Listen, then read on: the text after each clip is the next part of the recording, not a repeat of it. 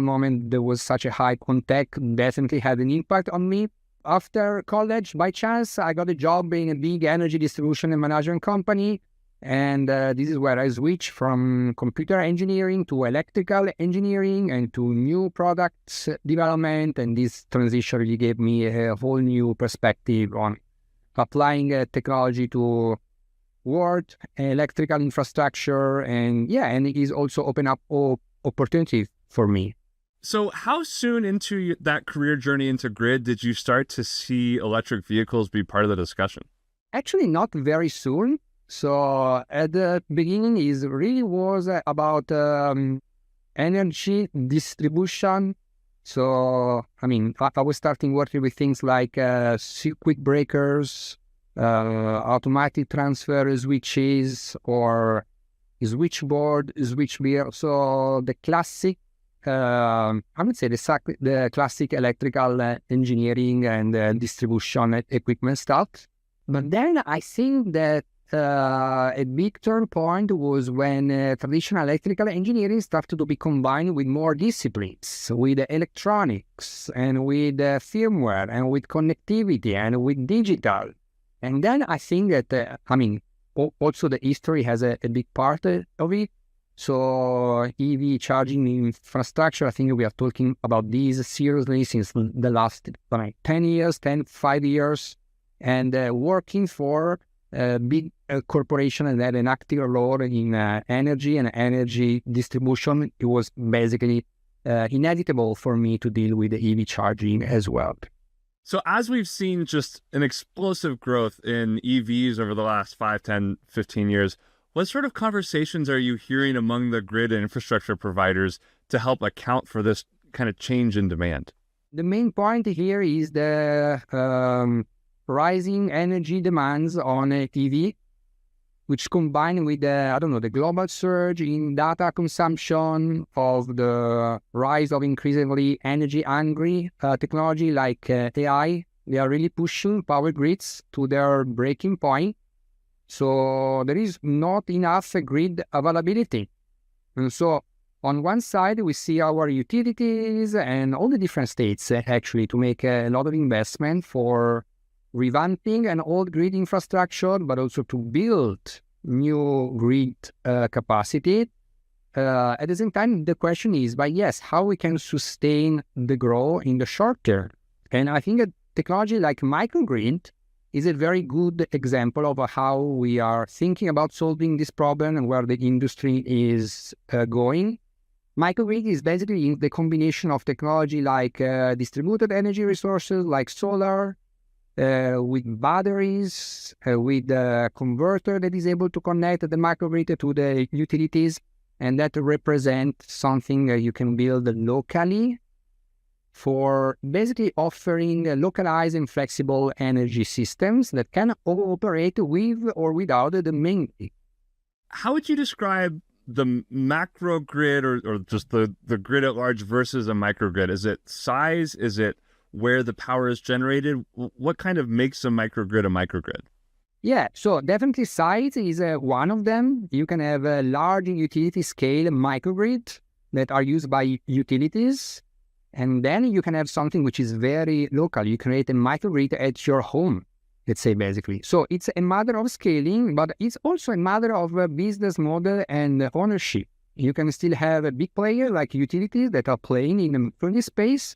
You can have also individuals like private citizens that are playing in the microgrid. They are building their own resiliency in let's say, energy, and that they are able to connect their own microgrid to the wider network, really changing the paradigm of how energy is distributed. If you think about in the past few years, we were really thinking about a very vertical, top-down energy distribution, big utilities that was going down to, let's say, transmission lines, medium voltage transformers, and then feeding energy into buildings, into industry, etc., etc.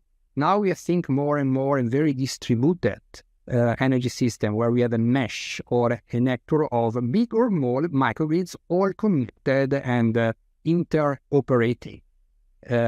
Completely different paradigm that will require a completely different way to managing the systems new problem will rise. Think about, I don't know, demand response software, which is able to mix these running.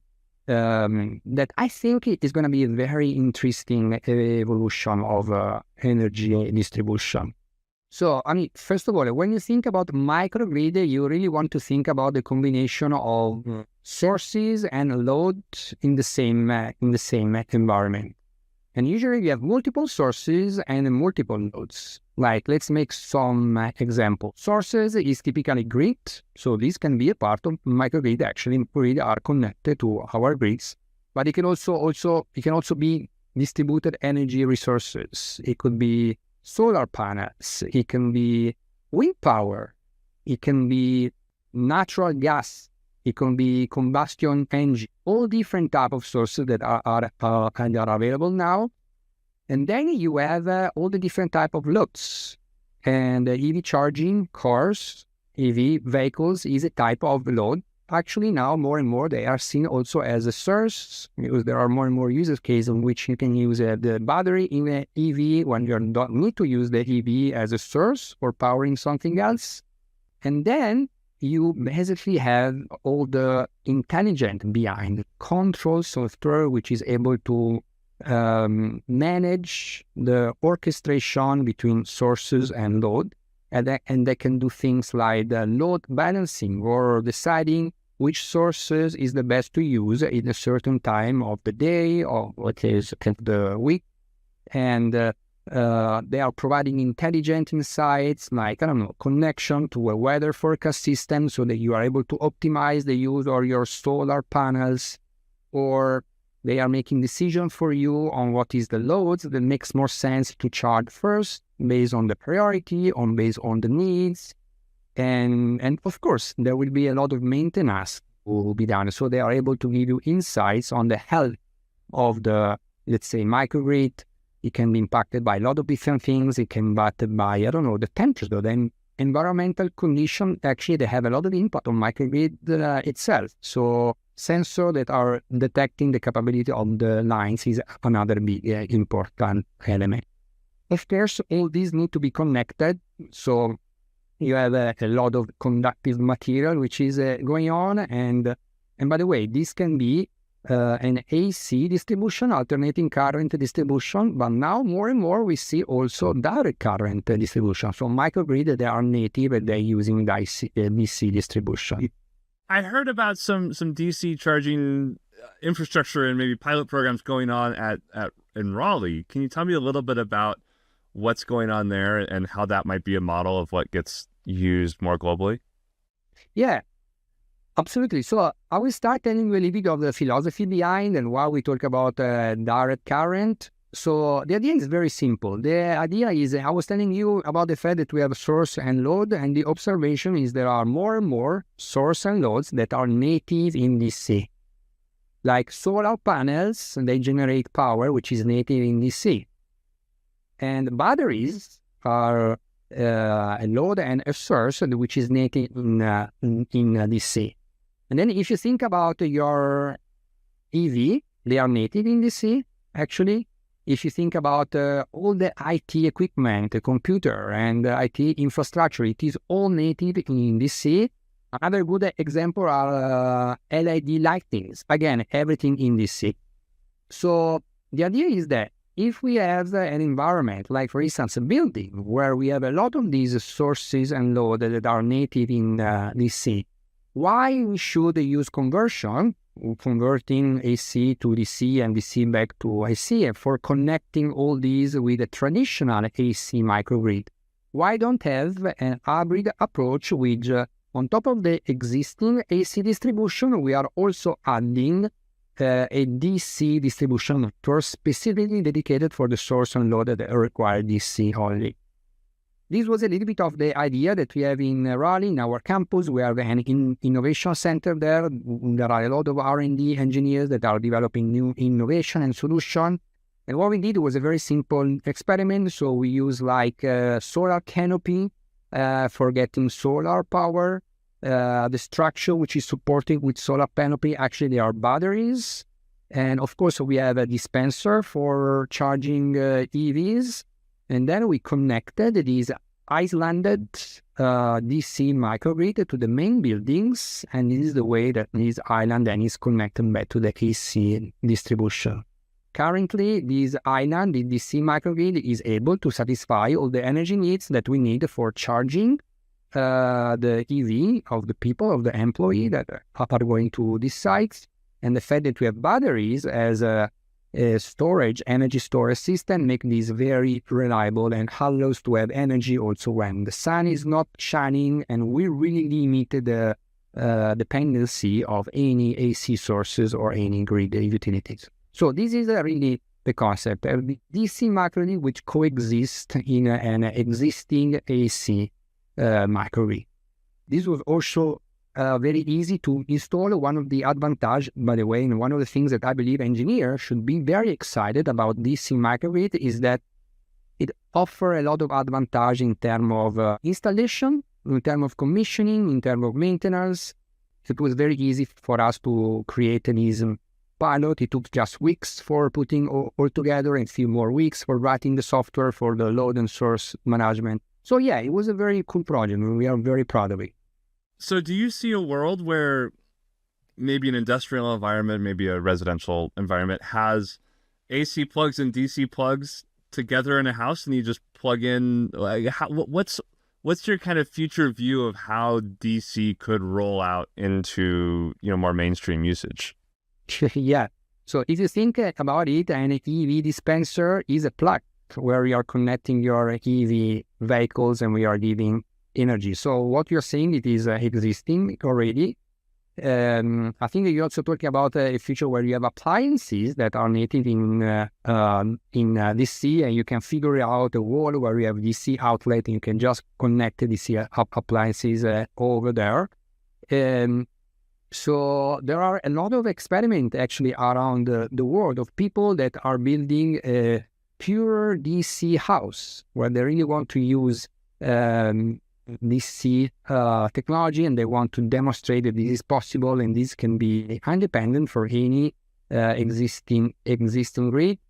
My view is that what is very much likely in the next 5 years is going to be really a hybrid approach, where we have the coexistence of an AC distribution with a DC microgrid, and the DC microgrid will be very, very much dedicated for those nodes where it makes more sense, and those type of application where DC makes much more sense. From what I'm hearing, there's also some motion around like data centers having large power generation capabilities on site or very, hyper local, and then piping DC directly into those, because servers and GPU systems are all DC as well. So they're thinking they can get maybe more efficiency by not doing the DC to AC back to DC. Absolutely.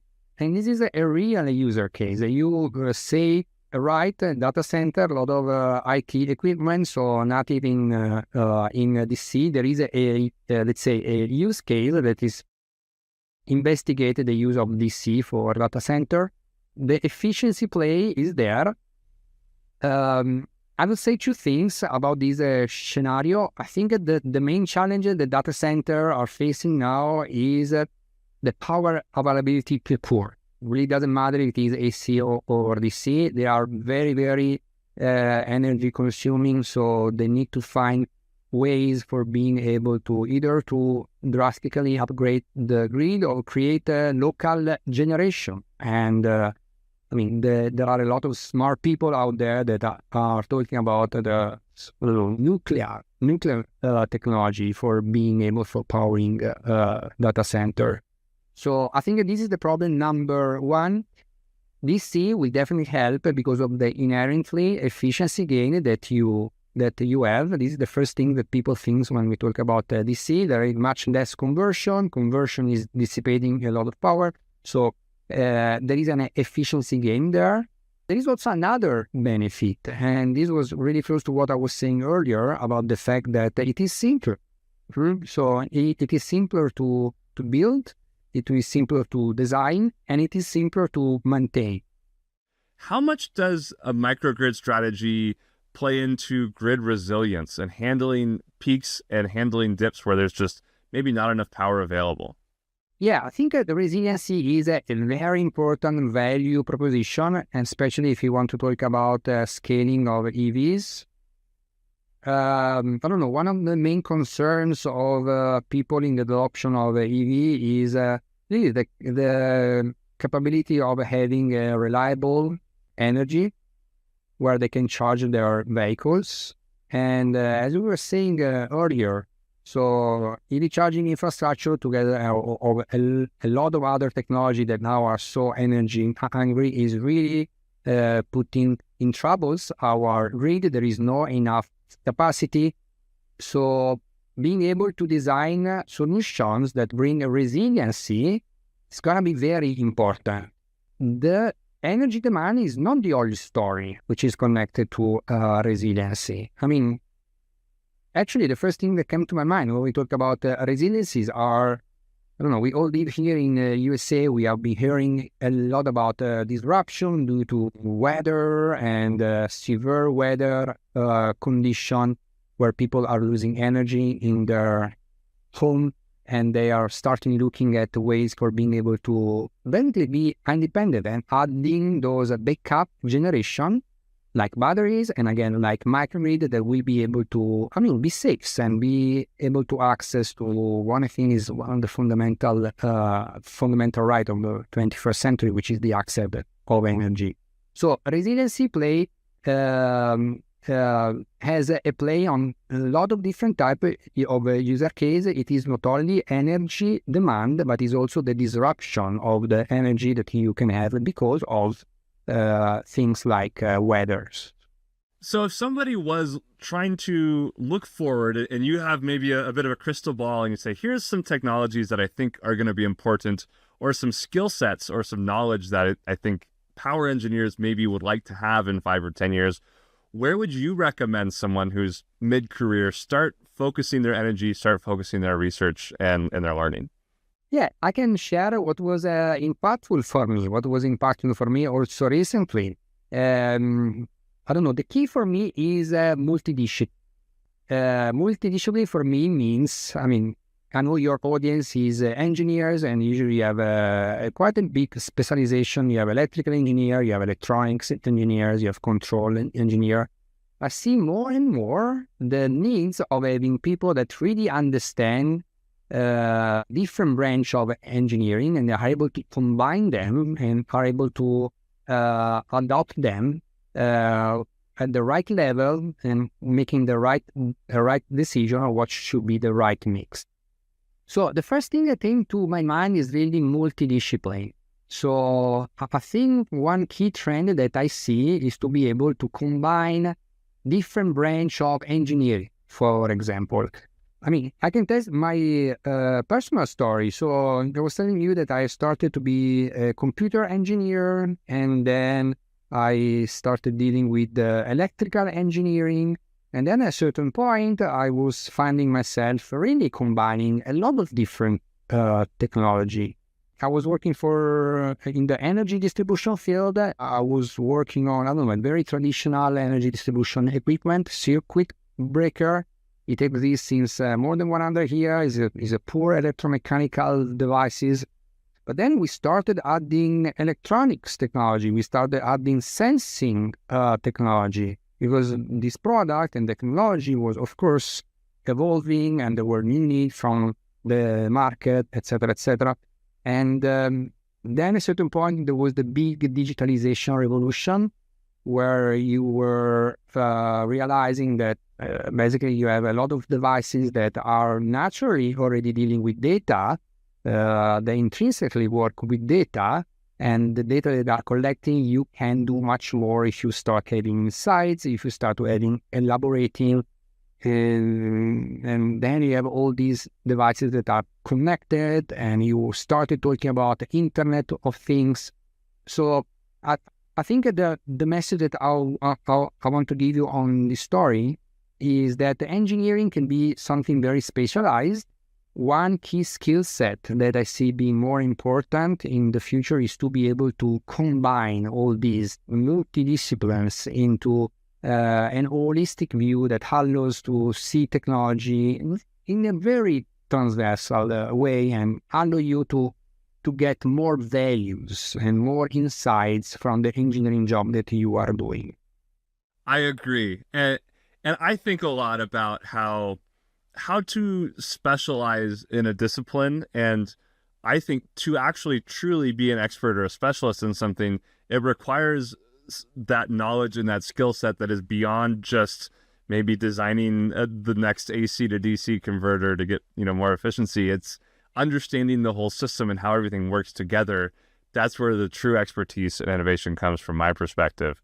Where would you say, working with some of the experts at Schneider Electric, what are some of the moments you've been most proud of, or some of the technologies you've been most surprised by seeing coming out of your R&D folks?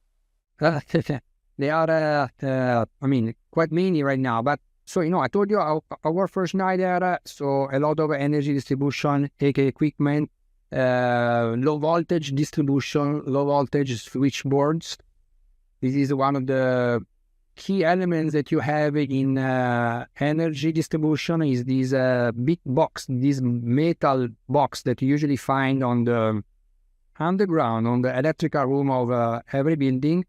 As I said, very traditional offer, but also very pervasive and very successful, by the way.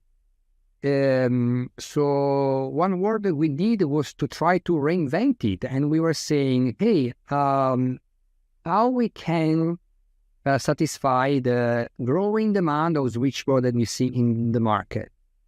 And then we started to take this equipment, we started to decompose it, and we started to simplify it, and we started to standardize it. And we basically created a switchboard that could be built as a kit, a little bit like an IKEA furnitures, that can be built not by big factories like the one that we have in Schneider Electric, but can be built and assembled by electrician, by contractor, by distributors. And while we're doing so, we did a lot of voice of the customer. We were speaking with actually a lot of electricians, and we were asking what there were pain points, and we were trying to really bring innovation to the way that we are designing switchboard by looking at the installation practices that they were having when they were installing and cabling and connecting our switchboard. And then we also created an app that would allow electricians to follow step-by-step instruction for building a switchboard by themselves. That, by the way, is really enable young generation of electrician that has not a lot of skills, that maybe have recently started their electrician job. They really enable them to be faster and being able to be productive faster. So the result is a new generation of switchboard. We call it FlexSet.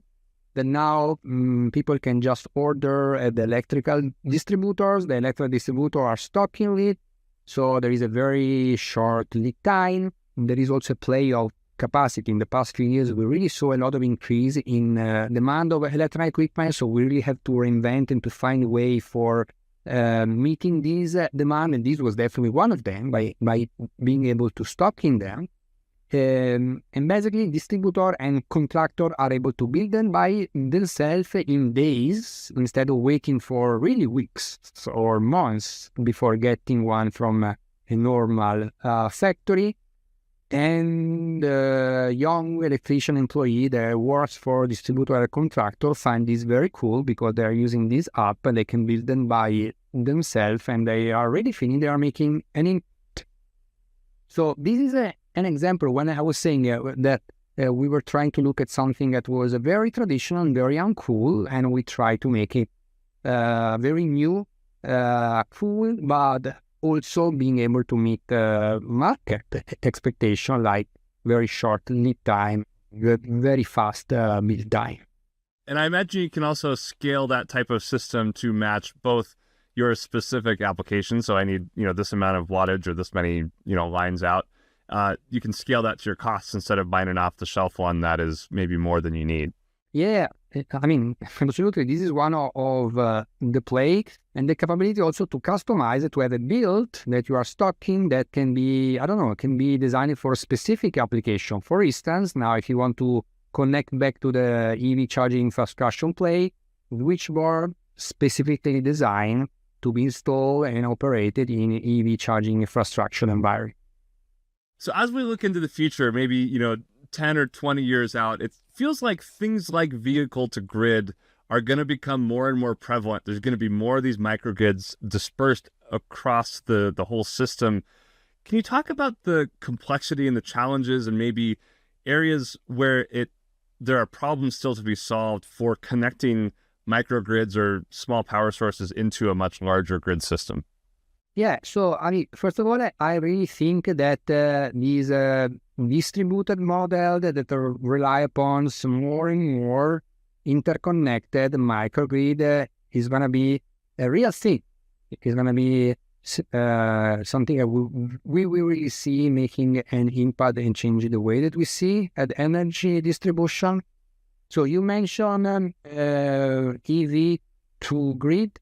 For me, this is a matter of being able to have a technology that can easily accept more and more in different type of sources and loads at the same time. So it could be vehicle, it could be batteries, it could be more and more, I don't know, hydrogen generation, gas generation. I already mentioned nuclear generation.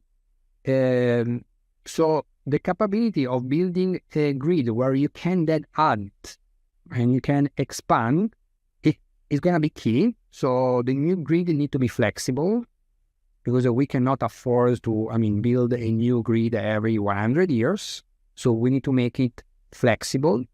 And in order to do so, one of the most important problems I think we need to solve is the orchestration, the interoperability. So to have the right technology, to have the right, really a matter of control that will be able to make this happen. Artificial intelligence will definitely play a role there, but all the control part that is able the microgrid to expand and to extend and being flexible, I think is where most of the innovation is going now if we talk about microgrid.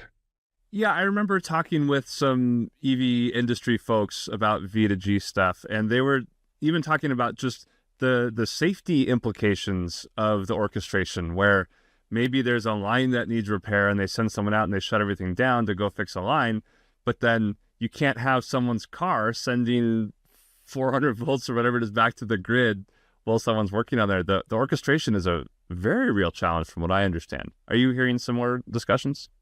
Yeah, and here is definitely a play of control. You're touching up actually a very important point, which is a point of safety and a term of protection. And so we used to have exactly the same problem in the traditional grid, in the top-down grid. This is the reason why, technology like circuit breaker interruption or like hard fault interruption was a thing.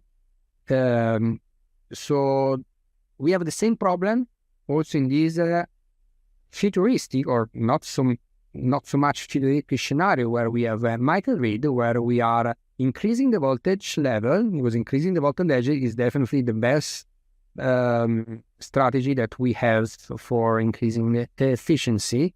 But then you still need to provide safety and protection. And so you need to upgrade your protection technology in order to be able to guarantee safety. And I don't know, one very exciting topic that I see going on in the history on this topic is, for instance, solid state is power technology, is being able to use power technology for sensing fault and for bringing safety to the people and also to the infrastructure and to our grid.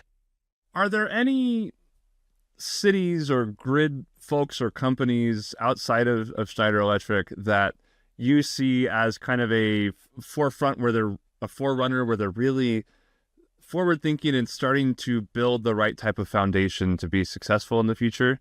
And if so, what are they doing that you think is making them successful? I can tell you that I see a lot of innovation going on in this field. a lot of startups that are working around this topic. And it's actually very exciting because, I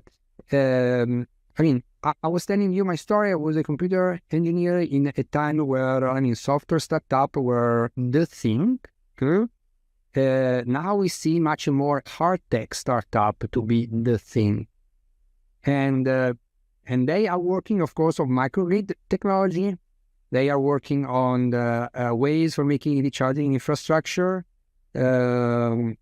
easier and faster to install. They are working on way to introduce artificial intelligence for doing this control and monitoring play. They are working on advanced protection technology, electronics protection technology that are guarantee touch safe, let's say, protection. They are working on DC distribution that is still something very new, that require a lot of technological brick, as I said already, that we still don't have, and that they need all to develop if you want to make this scalable and if you want to make sure that this is going to be a success story. So switching from forward-looking to backward-looking, looking back at your career and the work you've done, are there any projects that you saw as particularly challenging? And if so, what were they and how did you solve them? Or is there anything you're particularly proud of and you feel just like especially proud of getting that project worked on? Yeah, I think my answer will be all around the same theme. And and it is really about being customer-centric, actually. This is, I think, how I want to answer this. So I think the most challenging projects that I faced were those where, for some reason, we lost track of customer needs, and instead we follow our own interpretation. So we became, in love with our own ideas, and we pursue technology for technology's sake rather than for solving real problems. And this actually happens. It can happen. It can happen. Also in big corporation, I would say maybe more frequently in big corporation. So you grow overly attached to your initial technological solution, you fail to maintain a feedback loop with the users, or maybe you work in your echo chambers and you reinforce your own assumption. So in one case, for instance, we built an advanced energy management system with sophisticated features, only to discover the customer primarily value simplicity and reliability. And so all these experience taught me to constantly validate our directions against our customer feedback, and try to also maintain a healthy skepticism towards our own assumptions. Yeah, questioning assumptions is always valuable, but also feels scary sometimes because what if we're wrong? What are some tips or advice you have for engineers who maybe feel kind of stuck in the lab and they don't get that sort of customer interaction? How do you recommend they start to branch out and make sure that those feedback loops are there and integrated into their processes? Yeah. So I know that really depending on what these engineers are doing, which company they're working for, cannot be easy to reach our customer. But really, my suggestion is really to find any opportunities for doing so, for talking to a customer of anyone who represent our customers. It can be mind-blowing. It can give insights that you really didn't think about it. And it is genuinely fun because you are really, you get a little bit of fresh air for your lab or for your engineering desk. You go out, you speak with someone that can be very excited on the problem that you try to solve with them. So, this is probably the easy answer. Go and talk to the customers, but also just, monitoring what are the technological trends and monitoring what are, speaking with your product manager or speaking with your sales representative can be a very good way for having insights and bringing the outside view in your development routine.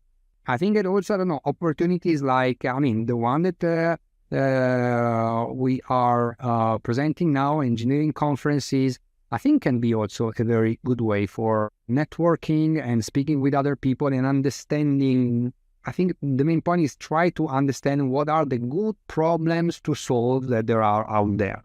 And whatever engineers can do for having this mindset, I think is going to be super helpful. I'd like to ask a quick question or two at the end. If you had a magic wand and could change a law of physics or invent a device that maybe is unbuildable today, what would you do with your magic wand? I will tell you something very futuristic that is actually experiencing from something very real. So I don't know if you've been in San Francisco or in Phoenix recently. There are these super cool taxi services with autonomous driving cars. It happens to me to take them, and I was thinking how cool it is to be able to travel, especially for people, I mean, like me that travel a lot, to really save time and to have someone which is driving for you, or even technology that we have to travel fast. I think that my all-time favorite is the transporter technology from the old good time of Star Trek. I don't know if you know what they are. These technology that will convert a person into an energy pattern, dematerialization, and then transmit the pattern somewhere else and reconvert back. So that, I think, it would be a very cool technology that I would love to have. Teleportation would be wonderful. You could live anywhere, work anywhere. That sounds great. Yeah. Wonderful. Good answer. Another question for you. If you had unlimited funds, what sort of fun tech toy would you buy for yourself, whether it exists or not? Can't be the transport. It's got to be something new. A fun tech would be, probably one of the latest car with an autonomous driving technique. I think I would like that. I'm not currently driving any car. I'm looking for buying a new car, and it's going to be probably one EV, of course, with the latest software, maybe a level 4 or level 5 autonomous driving software. Yeah, sign me up for that, for sure. Last question for you. Often when I'm driving around the city, I like to do kind of like treasure hunt grid spottings, like, hey, there's a substation, there's whatever. Are there any sorts of things that you like to look for when you're out in the wild? You say, oh, there's one of our transformers or something like that. Any fun little treasure hunt tips for me? Yeah, this is actually a real game that we're doing in Schneider Electric. We have this chat with all the people in the team, and whenever someone is anywhere in the world and find a technology, a product of Schneider Electric, then they post a picture of a selfie. And usually the older are better. So the older and like rusty and maybe in the most exotic environment, the better. One very popular is Square D safety switches. Basically, once you know what they are, you start seeing them everywhere. Is really addictive because they are really everywhere. They are outside of any buildings, usually on the back of the building, sometimes on the front of the building, and they are these metallic box with this big D, yellow and black D logo with a handle, and they are usually and they need to put it outside because in case of fire emergency, the firemen can just operate them and then safely enter the building. So they are really everywhere, and I'm sure that as soon as you see them, you will start recognizing them. That's a good one, and I'm sure I will not be able to unsee those. Well, we're out of time, but thank you so much for being here today. Daniel, thank you so much. It was very fun. That was Antonio Di Viara, Senior Vice President of Schneider Electric's Power Products and Systems for North America. Thanks for tuning in for this EE Power Day keynote.